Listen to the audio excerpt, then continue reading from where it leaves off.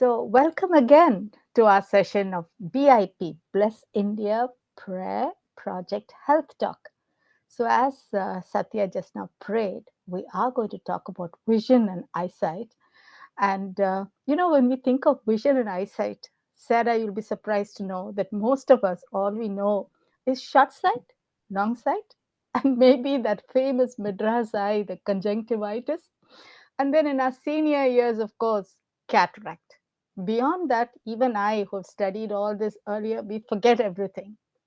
But recently, I came across my own family members and two of my very close friends going in for macular retraction and macular degeneration and almost losing their sight and their intense agony.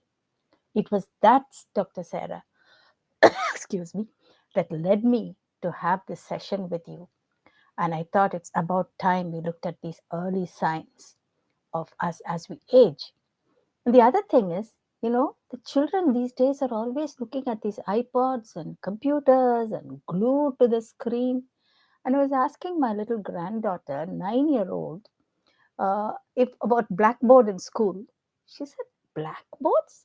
You mean where we pin our stories and artwork? I said, no, darling, blackboard where you write with your chalk. She said, Nana, we only have computer screens in school. Of course, she's in US. I said, what? You gaze at the screens night whole day? Oh no, we have our brain breaks every 3 hours or 3 times a day. I said, brain breaks? What is this brain breaks? She said, Nana, just look up YouTube. You don't need to ask anyone anything. Look up YouTube and you'll find all about the brain breaks. So that's the world we're living in. A little one tells you, you want to know anything, Google or look up YouTube. So it's about time we learned about eye care and vision. And that is why we have a very eminent ophthalmologist, consultant on ophthalmologist, Dr. Sarah Kuruvilla with us. I know Philip and Sarah, both of them are ophthalmologists, but there is a very dear friend of mine, Mr. Hansraj Jain, and he knows them very well for many years. So I thought I would call upon him and give him the honor of welcoming Dr. Sarah Kuruvilla and introducing her to you. Thank you, Hansi, for accepting this and everything over to you right now. Thank you, Hansi. Thank you, Dr. Hansa. It is indeed a privilege to introduce Dr. Sarah and Dr. Philip Kuruvilla to us all. My first encounter actually with them wasn't because I was working with EMFI in northern India, but because I took my son to visit and to check because he was having some difficulty reading. So when Dr. Philip had a look at him and he prescribed his first eyeglasses, I was horrified that he was going to have to wear glasses because, and I thought, oh my, this is bad news.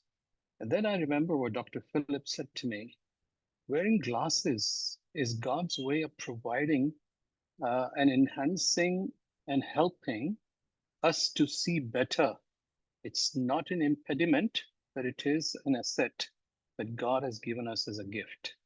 So don't look at it in any other way, but thank God that we can help and we can use this technology and this amazing gift to help our children, us, to see better. And I still remember that. I would never forget. So I'm so grateful. And from there on, again, because of my connection with EMFI, I've enjoyed their hospitality. I don't know how many times. Every time I went to Uti, where my kids studied, um, my wife and I, we always stopped at Metupalayam. That home, that welcome, that love, that care, that accessibility, And these people are very prominent. They're very well known in that area, but always accessible to me. And then their open home. I will always remember with a great joy and gratitude. And so we've continued with that. And Dr. Sarah, she is the director and consultant ophthalmologist at Aradhana Eye Care, Ganganagar, in Trivandrum. And of course, she's the founder actually of this eye work that she and Dr. Philip put together with that vision, came away into private practice and wanted to demonstrate how godly we can be in that context.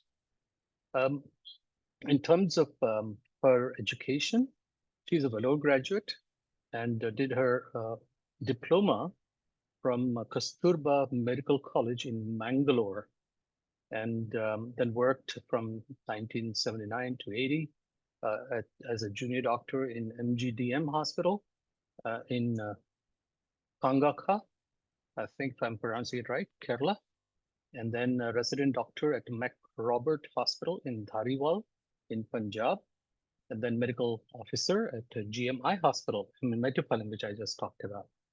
And as a consultant ophthalmologist, of course, she continued there in Metropolitan. And then, as I said, she's co-founder of Aradhana Trust, Aradhana Group of Hospitals in Trivandrum, along with her husband, Dr. Philip Kuruvilla.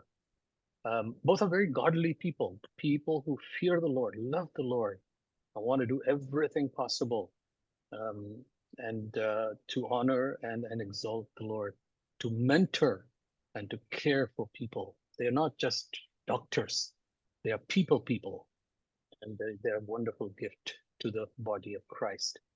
The base hospital that they work in is the Aradhana Institute in Manakaud in Trivandrum, and in the busy East Fort, Trivandrum as well.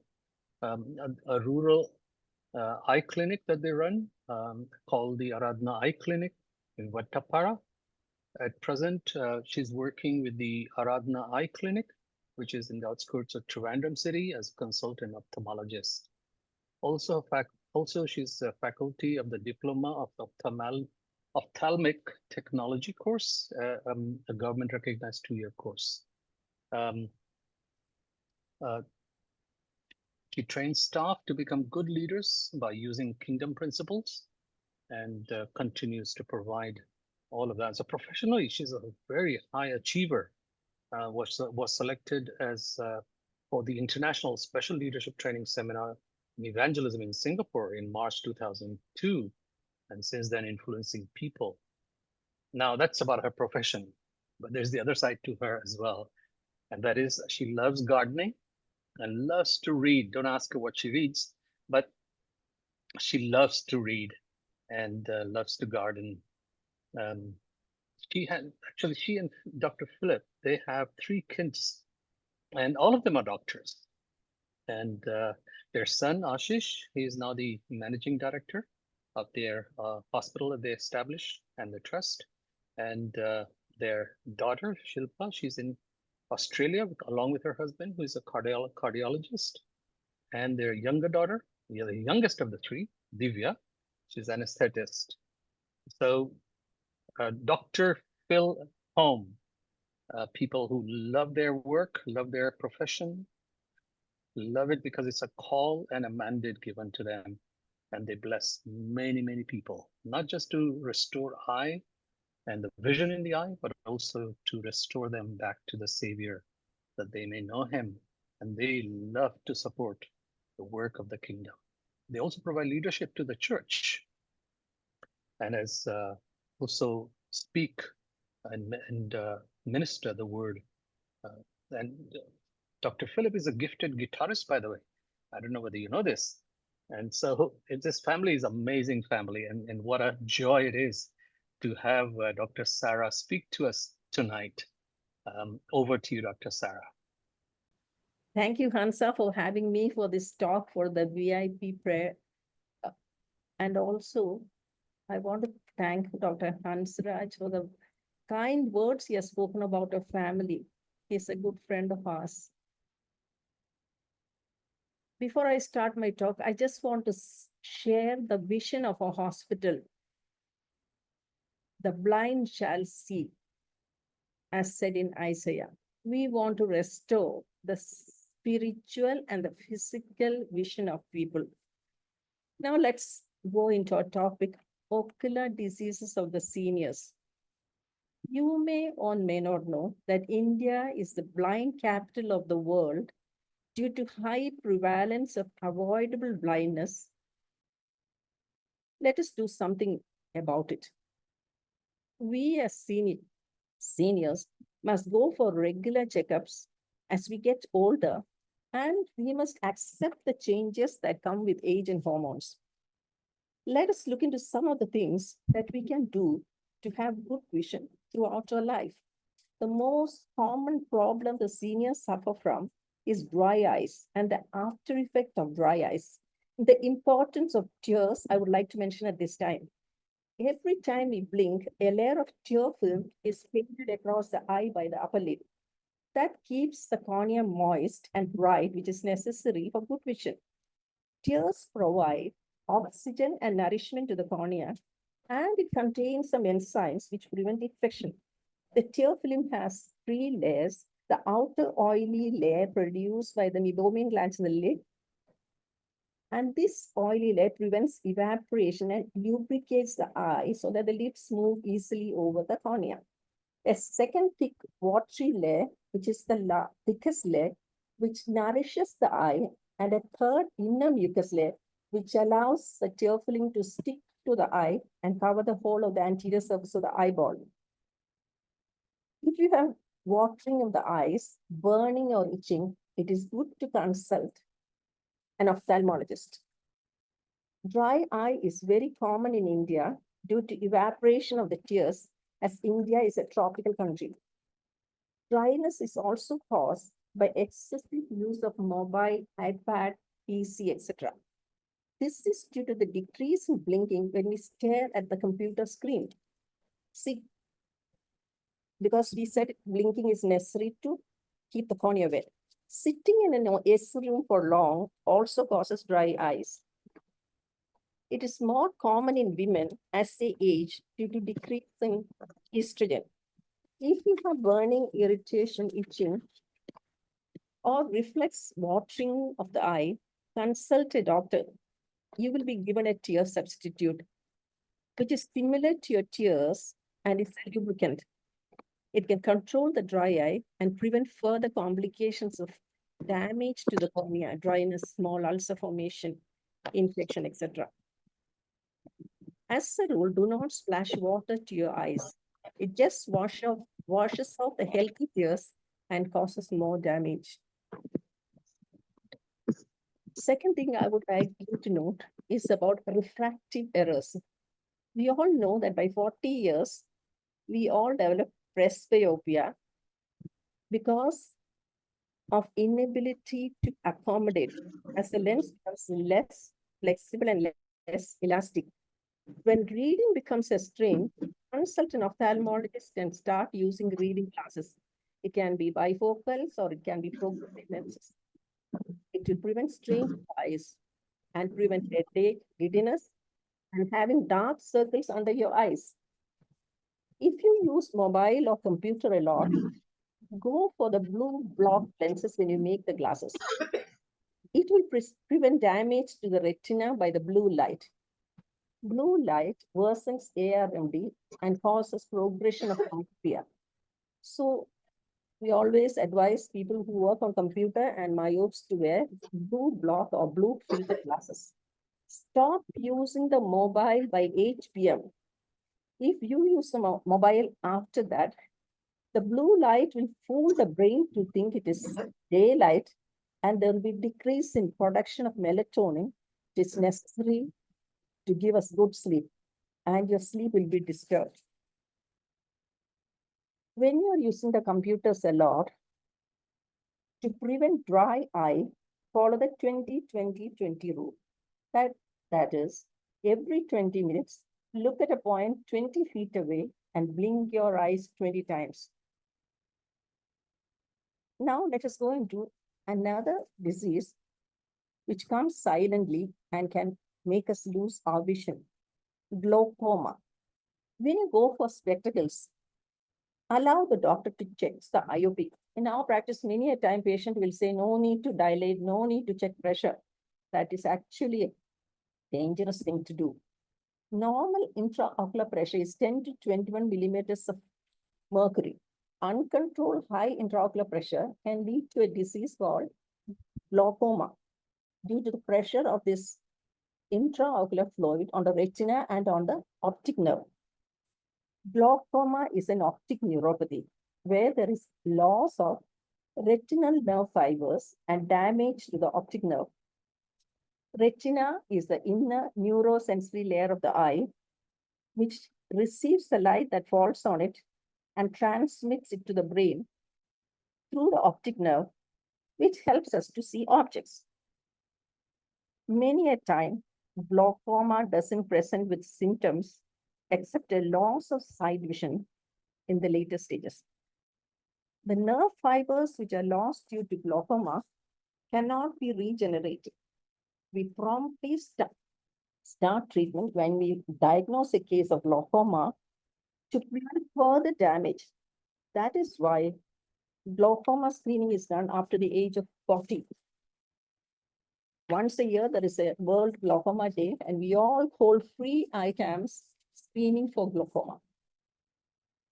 So, as I said, glaucoma is a group of diseases in which the nerve connecting to the eye to the brain becomes weak, associated with an increase in the IOP.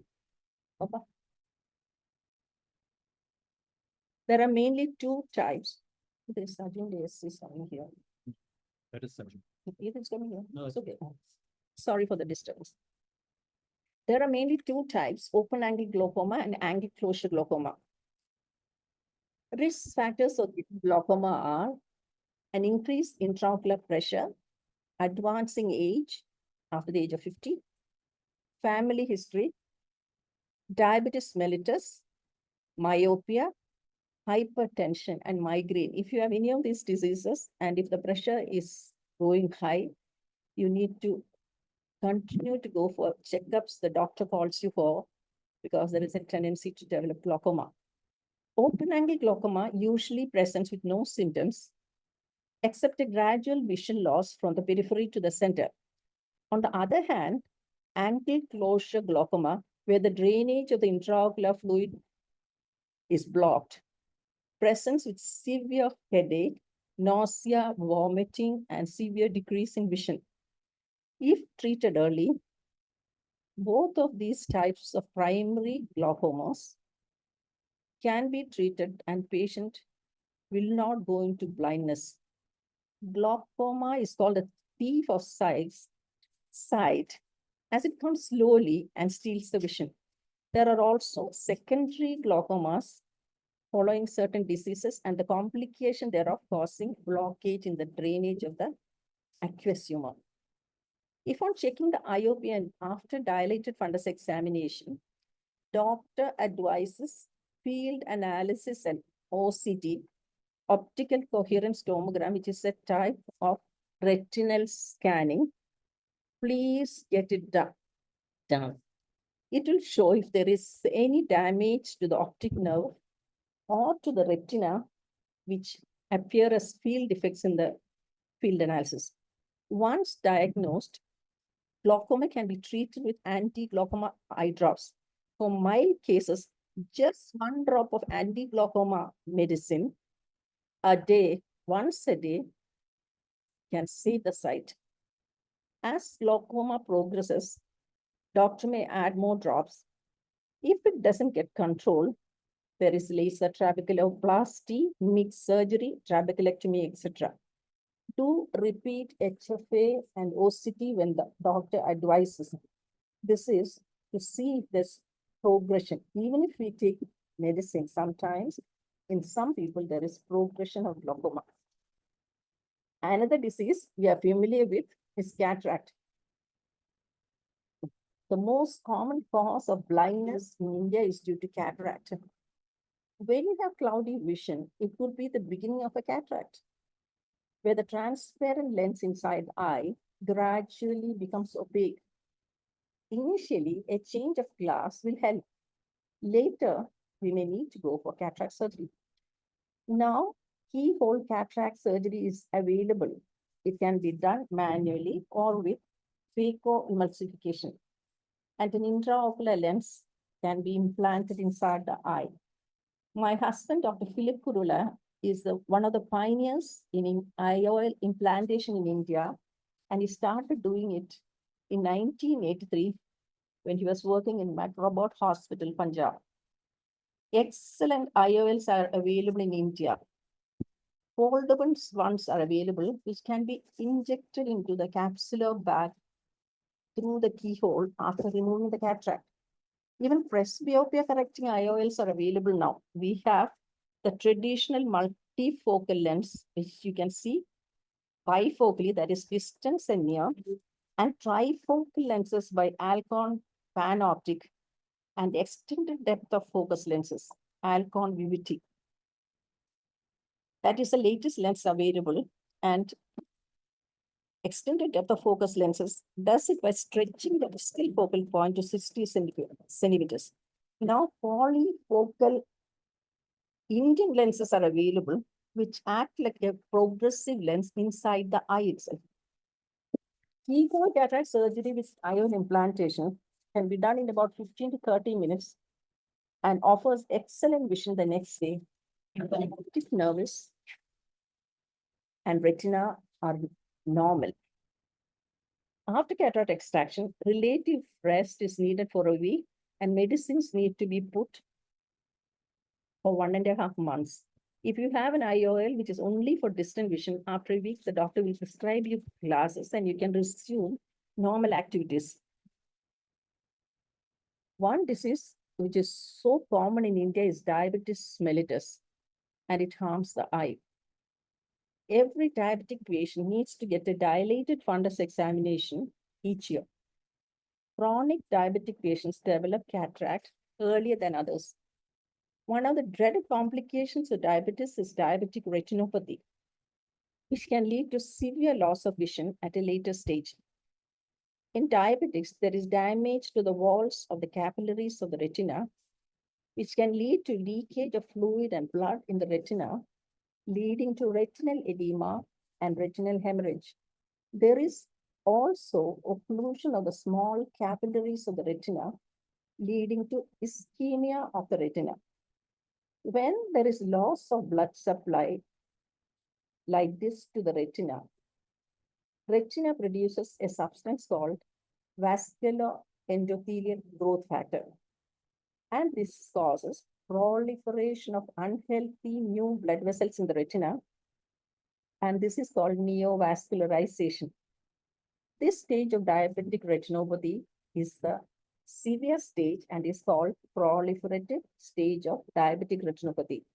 These unhealthy vessels bleed easily and can give rise to sudden loss of vision. If they bleed into the vitreous, there will be sudden complete loss of vision. So the initial stage is non-proliferative diabetic retinopathy, where there is eddy retinopathy, which may be associated with edema in the macula. Macula is the most sensitive part of the retina, where, macula is the most sensitive part of the retina. When there is edema in the macula, the vision will fall, and it can be treated with just anti-vascular endothelial growth factor injections. Many people, their vision is restored after anti-VEGF injections, and they may need another injection if edema comes again. If repeated injections do not produce results, fundus fluorescent angiography can be done and focal laser given to the leaking blood vessel. In the second proliferative diabetinopathy stage, there are unhealthy new vessels that can bleed into the retina and also into vitreous, which can lead to sudden loss of vision. This is prevented by pan-retinal photocoagulation once we detect a new vessel. This PRP will ablate or destroy the unhealthy retina and prevent the production of vascular endothelial growth factor and save the retina from going into proliferative stage. The rest of the retina, where laser has not fallen, will remain healthy. If regular checkups are done according to the advice of the retinal surgeon or the ophthalmologist, proper preventive treatment can be done against loss of vision. Blood sugar should always be in control to prevent diabetic retinopathy. Although diabetic retinopathy depends on the number of years one has been a diabetic. Keep the postprandial blood sugar below 1 milligram per cent, HbA1c below 6.5, and treatment should be taken if there is hypertension or kidney disease. Stop smoking. We need to do exercise or walk for 30 minutes, 5 days a week. All this will help to prevent progression. Tests like fundus fluorescent angiogram and OCT retinal scanning are done to find the extent of damage to the retina and to plan the correct treatment. We repeat this OCT scan after injections to assess if the edema has resolved and also to assess the progress of the disease. If treatment is taken at the right time and strict control of diabetes is done, and injection and lasers done when advised, patient may not lose the vision. Otherwise, the disease may progress and total loss of vision may occur. And the disease which we need to address and which Hansa complained about is age-related macular degeneration. ARMD or AMD is the commonest cause of blindness in the elderly in United States. Here there is loss of straight-ahead vision due to degeneration of the macula. Macula is the most sensitive part of the retina, responsible for vision in daylight, color vision, form sense, and contrast sensitivity. There are two forms of ARMD, dry and wet. In dry ARMD, there is degeneration of the retinal pigment epithelium and rods and cones in the macula. In wet ARMD, there is also the formation of new vessels under the retina called choroidal neovascular membrane. When these unhealthy vessels bleed, causing macular hemorrhage, it can lead to further loss of central vision. Just like for diabetic retinopathy, anti-VEGF injections are available which can control the bleeding and restore the vision to some extent. So anti-VEGF injections can be repeated every time there is loss of vision due to macular edema. And there are people who have taken 3 injections, 11 injections, 50 injections, etc. But who have retained their vision. Thank God for the discovery of this medicine. 80% of cases of dry eye will present with blurring of vision. Aging causes damage to the macula, which is responsible for our sharp, straight-ahead vision. Wet ARMD is the most serious form, which leads to faster vision loss. Here, the new vessels bleed and cause decrease in vision. In the early stages, patient will not have any problem. In the intermediate stage, there is loss of central vision, trouble seeing at night, and in low light. In the later stages, severe blurred central vision, straight lines look wavy, color vision decreases, and blindness of straight-ahead vision. They'll be able to see from the sides because of the rest of the retina.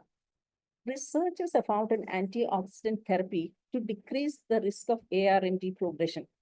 It is indicated from the early stage of ARMD. It is called AREDS formula, AREDS, and is available in capsules to be taken once a day.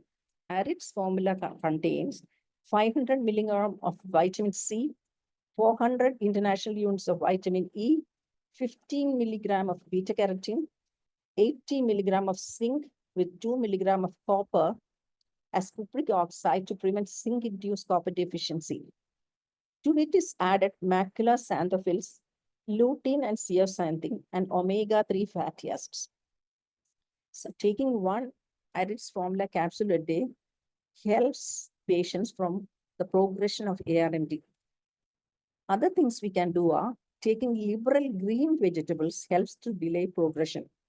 Stop smoking. Protect your eye against exposure to excessive sunlight, UV light. So here again, we can use the blue block lenses when you go out. Risk factors for ARMD. Age of 50 years and above, family history of ARMD, smoking, hypertension, heart disease, high cholesterol, excessive weight, high saturated fat intake, lack of exercise, UV exposure. So we need to wear sunglasses when we go out in the sun. One drug is available now for dry ARMD treatment also. Anti-VEGF injections are used for macular bleed and macular edema. Commonly used ones are ranibizumab, Axendrix, and Lucentis, alfibasate, which is the trade name is Eylea, and a biosimilar molecule called Rasumab. These are the injections that we use in our hospital. Side effects of anti-VEGF injections are rare, and they are subconjunctival hemorrhage. Just under the conjunctiva, there will be a bleed, uveitis, and rise in intraocular pressure. Contraindications for doing intravitreal anti-VEGF injections are allergy to anti-VEGF injections, active infection in and around the eye or anywhere in the body, and people who have had a stroke or an ischemic heart disease within the last 3 months. These are the things I wanted to discuss you about. And if you want to discuss about anything else, let us do it. Thank you. Thank you so much, Sarah. That was a very deep and enlightening talk. I call upon Philip also to put on the video to be around if you can. And the idea of this BIP talks is to introduce these eminent professionals to you all so that you could ask them any questions you want to ask. So it's time. I mean, we have extended the time, but if there's anything that you really want to ask, don't hesitate. Please ask both of them. They're both eminent ophthalmologists. Sarah, you said that this injection, how many times can we have? My husband had 3 years ago once. That is, after that, he is all right. Thank God for that. There are patients who get one and we call them for checkup after 1.5 months. If there is still increase in edema, we give it at that time. First time itself, many people need 3 injections at an interval of 1 to 1.5 months. We have patients here who have taken 11 injections. My daughter has an patient who has taken 50 injections, anti-VEGF injections. That is in Adelaide, Australia. So those who have macular edema, this is a sight saver. And if it is done in very proper sterile technique, it should not cause problem. Christina, what your husband has diabetic retinopathy or No, he is not a diabetic. He is not a hypertensive. He's not having any for ARMD. It must be for age-related. Yeah, age-related. It depends on how the future. Some people keep on getting. Don't be scared of injections because here in India, of course, we don't give many because of the cost factor. Shilpa was saying in Australia, since the government is free, then people have given 50, 60 injections. Keep on giving. It is better to take it and keep the fluid, the edema, or control rather than go on with the macular degeneration and suffer from it later. Don't be scared of injections. But as you said, he wears the sunglasses during driving. She said to protect the UV light. Yeah, sure. She's advised. So And nice, sorry. And nice you had 20. Yeah, did you get that? Yes, in my. Got the meaning of that? You said 20 minutes, then every 20 minutes. 20 seconds, 20 times. Yeah, and look at an object 20 feet away and that blink. Is the distance. 20 feet is supposed to be infinity. I see. Look at a distant object, blink and 20. blink 20 times. 20 times. It's a nice formula. Yeah, we tell it helps our computer patients. See, the thing is, although the tears are there, unless you blink, the cornea does not get the tears. Tears are painted onto the cornea when you blink. But if you keep on staring without blinking, what happens is the cornea does not remain wet. And then there is reduction in oxygen supply. And then the patient gets dryness and burning and so on. That's why blinking is important. What about these drops that they prescribe over the counter, eye drops for dry eyes? Do you think that prophylactically we can take those drops? That is good. That is good. Of course, some people like a particular brand, there are several drops available.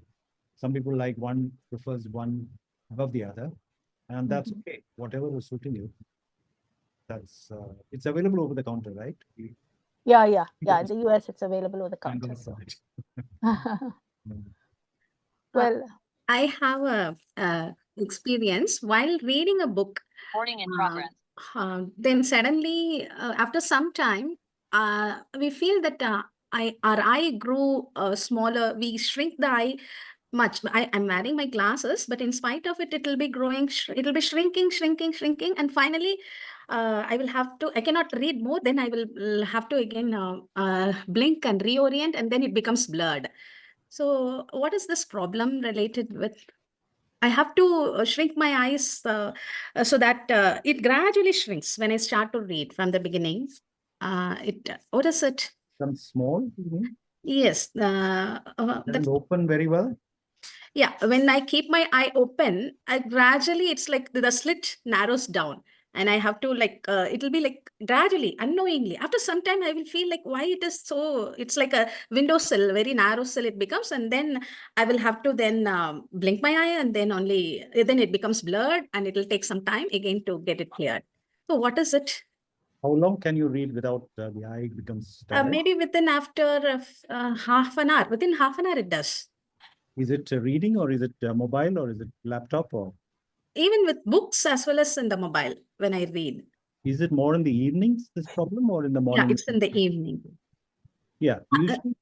Sorry, either way. Both in the morning as well as in the evening, I have. Is it when morning or evening? Is it when you are generally tired, you're mentally tired and so on, or? Yeah, no. Even if I am alert also, if I am not alert also, it's happening. If I am not tired also. Sorry. Right. Do you have problem in walking after some time, you get tired, whole body? Yeah, sure. Generally yeah. More than others? Yes. Yeah. Most probably there's nothing much, but better to check for, there is a problem called myasthenia gravis, when there is a weakness of muscles. So after say exertion for some time, you get very tired. But that you need to just exclude. Suddenly it came to my mind. But otherwise, I think it is just a normal variation. You can use artificial tears, the lubricating drops available over the counter. Okay. And keep doing it. And this could be one reason. Myasthenia. Just consult a neurologist and see that you're okay. Okay. If it's a myasthenia, then of course there are tablets to help you do. The thing is, the muscles it becomes slip-like because the muscle which elevates your upper eyelid, that's called levator palpebrae superior. So that may get tired. Okay. And then of course it becomes narrow. The slit becomes. Okay. Do you have to manually open the eyes sometimes? No, I don't do that. No.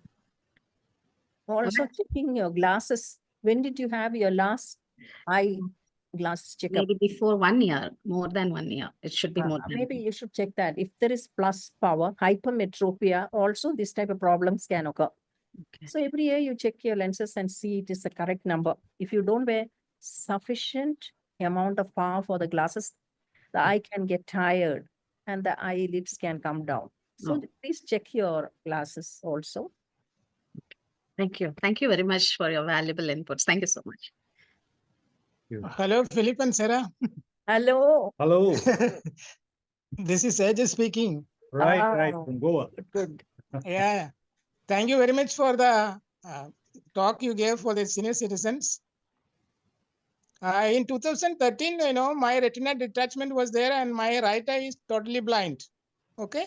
Yes. Yes, and last month when I went to check up my left eye, they said there is some narrowing of the passage, and they told me to consult a doctor, ophthalmologist, and he yes, said the passage for the flow of the fluid, aqueous humor is blocked. yes, And then they told me they have to do the laser, right, and the laser was done last week. And right. then the doctor told there was no improvement. Doctor told me that still it is closed only, because of the cataract. Uh-huh.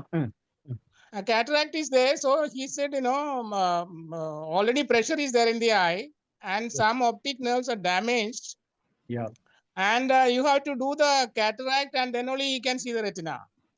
right. So the flow of the fluid is blocked now. So should I go for the cataract operation?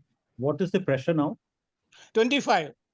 And are you putting any drops to reduce the pressure? Yeah, he just gave me some drops. Yeah. What drop is that? You drop into That 2 drops, one in the morning and one in the evening. He told me to put. Anyway, it doesn't matter. Ah. Doesn't matter. See, what happens is Yeah.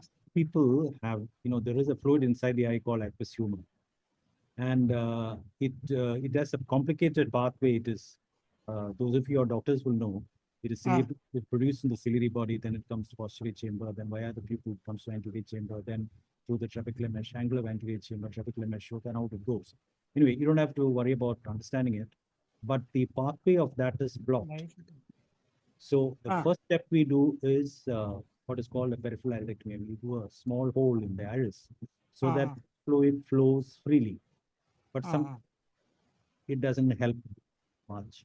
So this cataract, if it is there, the size of the lens is more than normal size. We remove the cataract and put in an intraocular lens. The intraocular lens, size of the thickness of the intraocular lens is much smaller than the cataractous lens.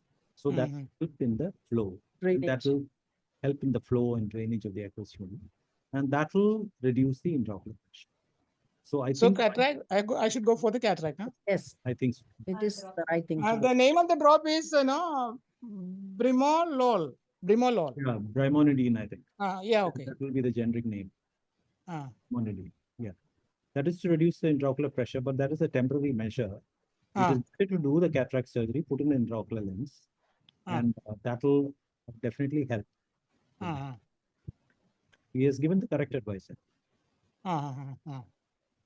So he could not see the retina or anything because he said because of the cataract it is blocked and the first cataract has been done. Yes, that is true. When the cataract is there, then we cannot see beyond because we have to see through the cataract to see the retina. The other thing, he may be scared of dilating the pupil because of the closure. Sometimes when you dilate, what happens is the angles get blocked more, so they go up further. Then cataract surgery is the way. Yeah. So I can postpone the cataract operation for 1 month or something like that. Is it okay? And I suppose it depends on how bad the block is. 1 month But is okay. 1 month should be all right. 1 month should. Okay. Okay. Thank you. Because we are traveling. Sorry? Because we are traveling, he cannot do it now. Oh, okay, fine. Okay. That's it. So thank you very much. I think the time is going on. Is there anybody wanting a very pressing question? Can you ask them? And you could always contact us through the website, the Help Talk website we have. And I'm sure Philip and Sarah will be kind enough to, in spite of the busy practice, they would be willing to help you all, both physical and spiritual needs too. So do keep us in touch. Okay. So thank you so much, Dr. Philip and Dr. Sarah. It's your valuable time you gave us, and the idea is to introduce you to all the people, so that people know that we have experts like this among our family to help you for for things that you are confused, and simple things you could ask, and they won't hesitate to answer you. So thank you so much. It's mainly to get people to know you. So shall we look to the Lord in prayer right now for a brief moment? Father, how we thank you for this lovely couple. How your hand has been on Philip and Sarah, and how you brought them up, and how you taught them and brought them into this field of vision, to give vision to many people, Father, both physically and spiritually. And you bless them. So we're so grateful to you for that. Thank you too for this enlightening session where Sarah touched on so many things, Lord, which we don't know about. We have no idea. Now that we know, we will be a little careful and we will go for our checkups and we will do what is needful. So thank you for opening our eyes through this very enlightening talk, Father. Thank you for your presence throughout this time. Thank you that you are here to guide us. And we are a family that loves you and you look after us and you love us. So we praise you, worship you, glorify you for this beautiful time. Bless Philip and Sarah and their family, and bless everyone in this group. That, Lord, our health will be looked after by you, both physically and spiritually, and we will grow into your likeness. Thank you once again for this beautiful time. In Jesus' name we say this prayer. Amen and amen.